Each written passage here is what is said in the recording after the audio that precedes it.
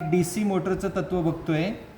DC मोटरमध्ये ज्या पद्धतीने DC मोटरच्या आर्मेचरला टॉर्क मिळतो त्याच पद्धतीने इथं आपण एका कॉइलला टॉर्क मिळताना बघतोय। या ठिकाणी 9 व्होल्टची बॅटरीच्या माध्यमातून आपण एका कॉइलला सप्लाय देतोय आणि तिला टॉर्क कसा मिळतो हे आपण ह्या प्रोजेक्टमधनं बघतोय। या ठिकाणी DC करंट पास झाल्यानंतर त्या कॉइलच्या चुंबकीय लाईन्स आणि मुख्य फील्ड पोलच्या चुंबकीय लाईन्स याच्यामध्ये आकर्षण आणि अपसरणची क्रिया घडून या ठिकाणी कॉइलला टॉर्क मिळतोय।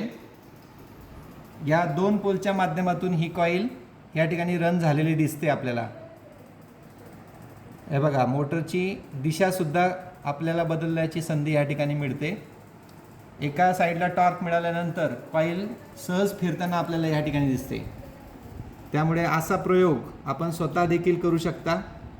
DC मोटर कशी काम करते, त्याचं वर्किंग प्रिन्सिपल कसं आहे ते ह्या मॉडेलमधनं आपल्याला बघायला मिळतंय। धन्यवाद।